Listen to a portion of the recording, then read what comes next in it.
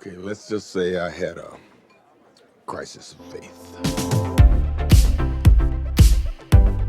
Hey, welcome back ScreenCrush, I'm Ryan Airy, and this is all of the Easter eggs, references, and little things you might have missed in the first episode of Marvel's Secret Invasion. Now this is the kind of MCU that I've been missing. Like, I love the cosmic stuff and the multiverse stuff and the magic stuff, but the MCU needs a ground-level hero to show the real human stakes. This is the first, regular people storyline we've seen since Hawkeye. Everything else has been gods in the multiverse, so I am very excited to break down this spy thriller. Let's go. Hey man, I'm gonna grab some lunch. You want some? Person, are you eating raw, uncooked spaghetti? Yeah, but I did not bring enough to share, so you're gonna have to get your own. Person, your stomach doesn't have the metabolic energy to break that stuff down. You gotta start eating right. Ugh, you're so right, buddy. There has to be a better way. Now, back to what I was saying. We begin in Moscow, which is a perfect setting for episode 1. It immediately puts us in mind of a Cold War spy thriller like James Bond. That's the same genre that this show is going to be emulating. The Moscow font is also the same that we saw in Black Widow and in Captain America Civil War, another couple of MCU spy pictures. So that sets this series directly in that wing of the MCU. So we open with former CIA agent Everett Ross, who we first met in Captain America Civil War and then we saw again in Black Panther and Wakanda Forever. And in the opening scene, he's revealed to be, spoiler alert, a Skrull. The big question is, was he a Skrull the whole time, or is he recently replaced by these aliens? I've got a strong theory that he has been a Skrull for years, and we're going to talk about that in a video that's releasing tomorrow, so subscribe to make sure you don't miss a thing. Cause you don't wanna miss a thing. Very good. He goes to meet Agent Prescott. Oh yeah, why does he look so familiar? That is Richard Dormer, who played Beric Dondarrion in Game of Thrones. Oh yeah, flaming sword guy, cool. That's right, high five.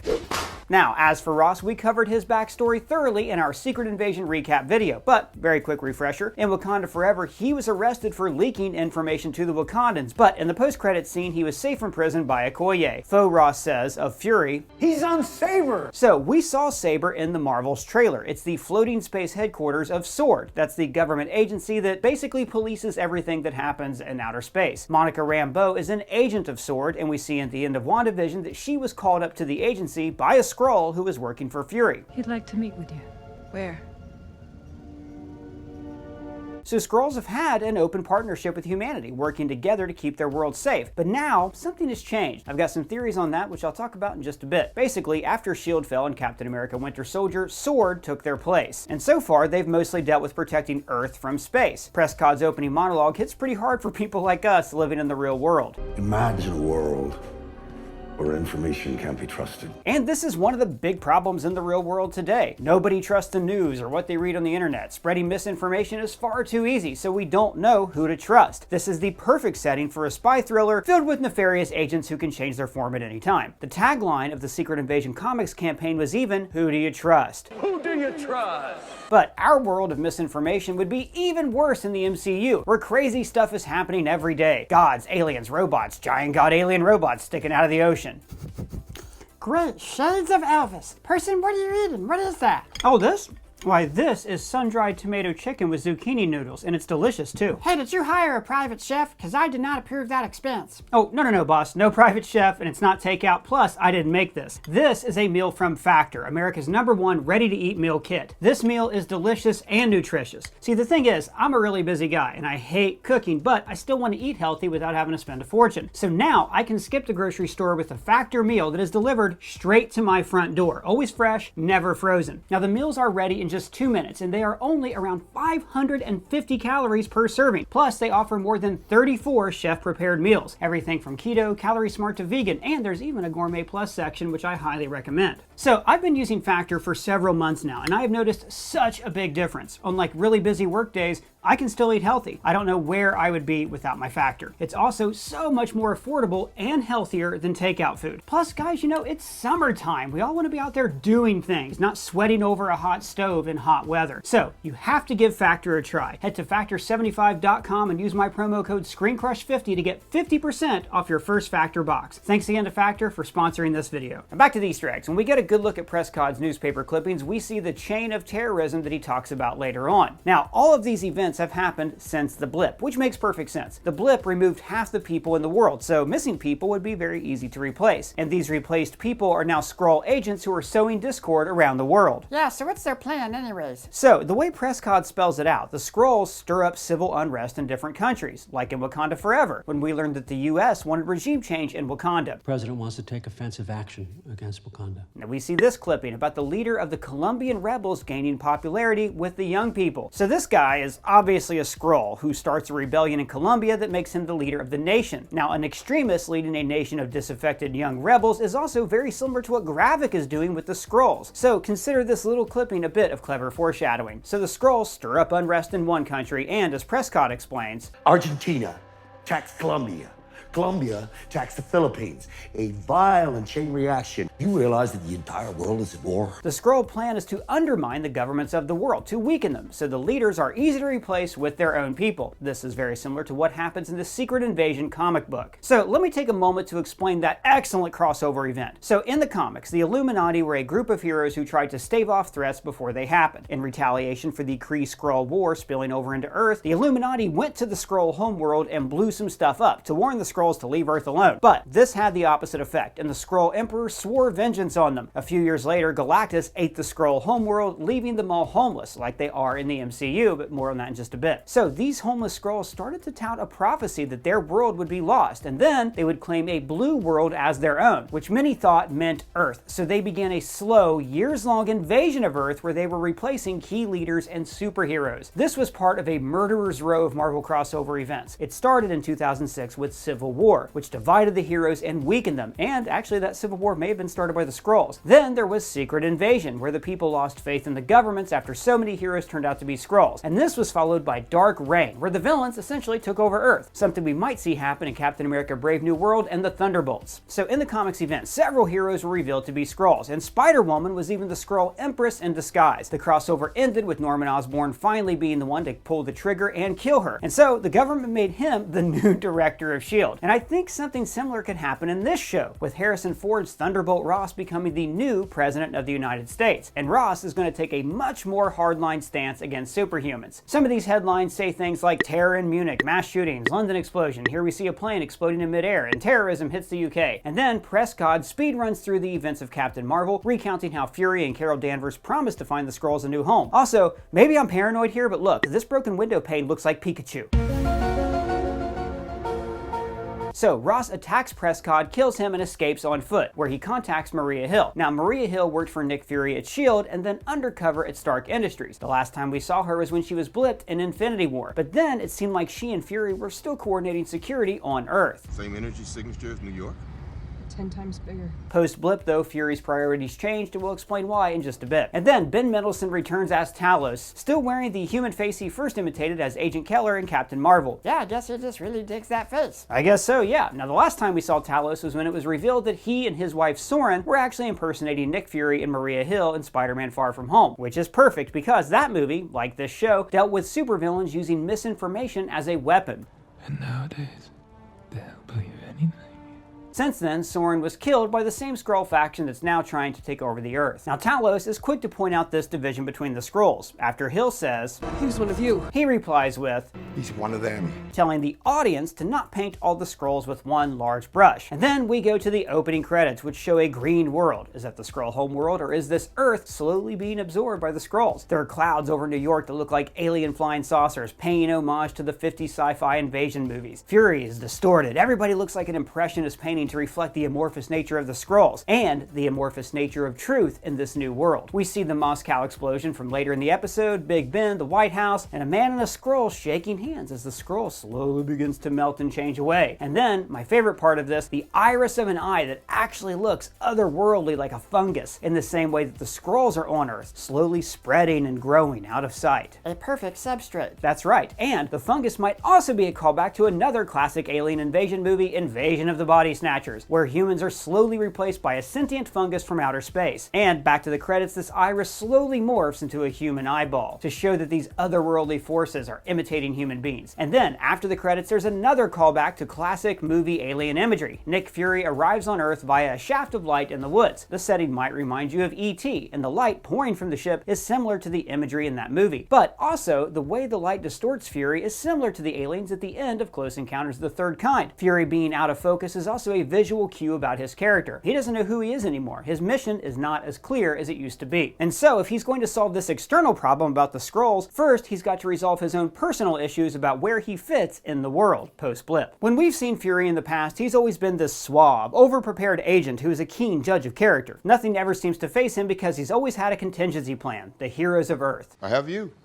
But with the blip, the heroes failed. Fury put his faith in them and they lost. Worse yet, they lost because they fought like little kids in Civil War, so they were divided when Thanos showed up on Earth. Thanos was also a threat that Fury could have never seen coming, so it makes sense that he would retreat into space to take some time and learn about the threats waiting out there in the universe. But this series is going to show that the greatest threat was right in his backyard all along. Talos shows him a Skrull plant that has adapted to living on Earth, that was planted by his wife Soren. Now, this isn't just like a little throwaway detail. Planting native seeds is an important way that colonizers claim a new land. They bring a bit of home with them and change the environment to what they're used to at home. Planting crops, like Gravik's people are doing, is also a way of literally putting down roots, a way of saying we're not going anywhere for a long time. And then we find out that Soren, his wife in the movie Captain Marvel and in Far From Home, has died, killed by Gravik's Skrull faction. So yeah, what's up with that? What's up with these different Skrull factions? Well, Talos talks about this. He says there is a council and that he was kicked off of it. Basically, Carol Danvers and Fury never found the Skrulls a suitable homeworld. So now a younger generation of Skrulls are frustrated by this, and they have decided to make Earth their homeworld. They probably think they would do a better job running the planet than the humans.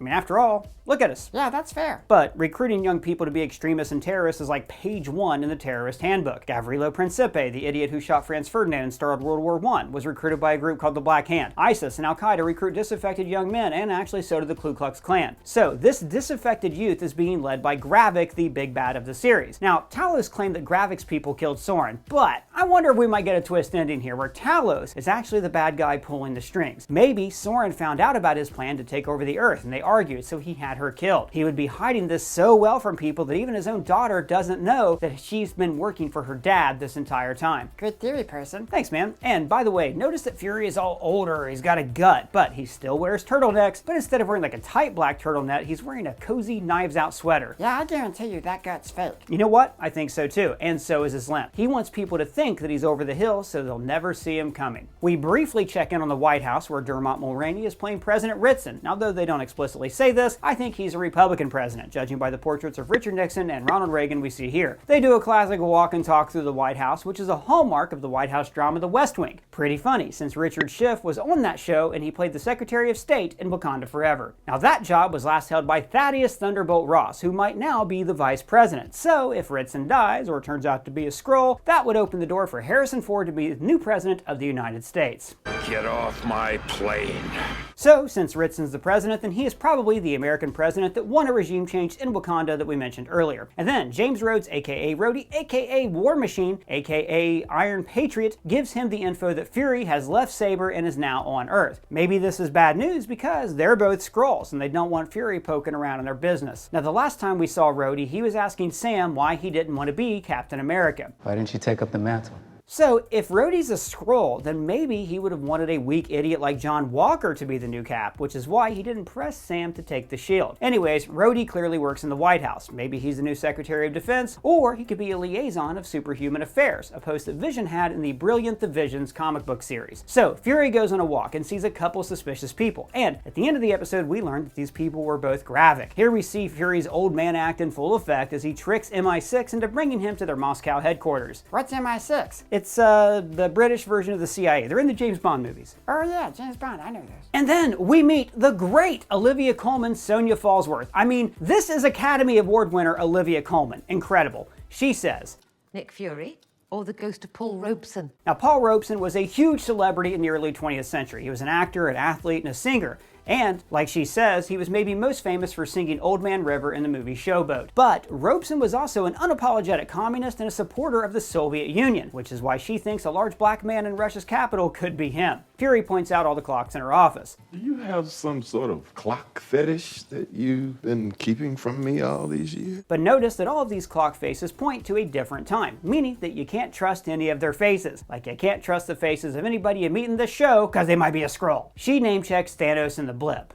I think Thanos' snap changed you. And talks about how this event changed Fury, it made him weaker. And I'm going to talk about that weakness and how Fury's going to overcome it a little bit later in the video. The song Fury puts on the record player is called Equinox by John Coltrane. Thematically, that's an interesting choice because an equinox is a planetary event that occurs twice a year for the longest and shortest days of the year. So, like the Skrulls and humanity, it shows how Earth has two sides. We have the summer of our youth and the winter of our lives, kind of like the aging Nick Fury. We then go 300 kilometers south of Moscow where a fresh Skrull recruit says the password, Home in my own skin. And this is a nice piece of writing because the Skrulls are tired of pretending to be another race. They just want a homeland where they can be themselves. This compound is called New Skrullos, named after the Skrull homeworld from the comics. And then we meet a grown-up Gaia who we met as a child in Captain Marvel right here. And now she's played by Emilia Clarke. Now she of course is most famous for playing Daenerys Targaryen on Game of Thrones, making her one of the few actors to play a character in Star Wars, the MCU, and Game of Thrones. But she was not the first actor to do this. Let me know who you think the first actor was down in the comments below. New Skrullos is set in an abandoned nuclear power plant. Now, I'm wondering if this is a plant where some nuclear disaster took place, kind of like in Chernobyl in the real world. In the comics, Chernobyl became a vampire kingdom ruled by Dracula. So maybe, like the radiation of this plant doesn't affect the Skrulls like it would the humans. I mean, notice the cars here are all from the 1980s, so maybe there's something to that Chernobyl theory. And maybe they don't want to use the name Chernobyl because it was a real-world disaster that killed dozens of people. Gaia says the warriors stay in human forms. They don't slip up when they're in the field, which is very convenient for the budget of the makeup department. We see them hook humans up to these machines that we did see in Captain Marvel. Basically, Skrulls use this machine to scrub through Carol Danvers' thoughts. Do we have any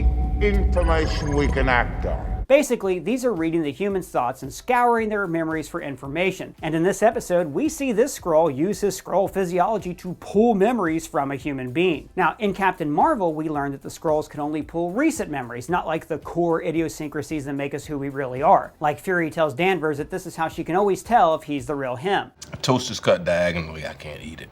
In this scene, this woman is playing a Skrull named Kriega. In the comics, Kriega is the Super Skrull, who is one of the few Skrulls with superpowers who can replicate the abilities of the Fantastic Four. Then Gaia looks up and sees Gravik's silhouette above her, which reminded me of other shady operators rolling from behind the scenes in the MCU. The leaders of the Guild of Calamitous Intent? No, but that's a really good reference. This is like the World Security Council, the small board of people that Fury reported to in the Avengers. One of these members, Gideon Malik, was later revealed to be an agent of Hydra, while their leader, Secretary Pierce, was also Hydra. Hell, Hydra. So seeing Gravik in this way is yet another reminder that you can't trust people in authority in the MCU. Anyone, even the president, could be a Skrull. And then we see that Fury planted a tiny camera inside the eye of an owl. Fitting because owls are known to be old and wise, like Fury. He also replaced its left eye, the same eye of Fury's it has replaced. Remember, for decades, Fury let everybody think that this eye was missing just so he could install a backup ocular reader in case S.H.I.E.L.D. was ever compromised. You need to keep both eyes open. And the same thing here. Fury is letting people believe that he's weak, that he's wounded, when he's really running games within games. Later, Fury says that he wants to stop Sonya because she's far too violent and she'll try to eradicate every Skrull that she finds. And maybe that's what Gravik wants, to lure the humans into vilifying his people, so the entire Skrull Council will support his plan to invade the planet. Gaia goes on a mission to get the bombs from an artist, and right here, notice this abstract depiction of Iron Man on the wall. Now, we've seen Tony Stark depicted on art before, as fan art, as graffiti, on tattoos, a memorial, but showing him as an abstract piece of art is interesting. Abstract art took hold after World War II, when the world order had changed forever and people were searching for their place on the planet. In the same way, the old age of heroes is gone in the MCU, and the battle of good versus evil is no longer as black and white. And I love the scene where Sam Jackson mentally tortures the guy. He's really channeling his inner Jules. Oh, I'm sorry. Did I break your concentration? We also learned that, holy hell, Talos is 130 years old and only just started middle age. No wonder some Skrulls think that they're superior to human beings. When he asks Fury what purchase he made for his midlife crisis, he says, The Avengers. Referencing how he formed the team in the first Avengers film. Talos chases after Gaia and breaks the news about his wife to her. She's dead. And it seems like that Gaia has now turned to the good side, but then by the end, Has she? So the 2 bags were marked with an infrared X. They were then passed off to other Skrulls, so maybe the bombs were like emptied out then. Hill says, It's empty. but they looked pretty full when Gaia was carrying them. So maybe Gaia was setting up her dad and Fury, or maybe she really did try to help them. But if that's the case, if Talos is in charge, he would have told Gravik's people to switch out the bags. Anyways, lots of spy stuff, wheels within wheels, lots of scenarios and suspicions to figure out here. Fury goes to an old Cold War spy bar where he is recognized immediately.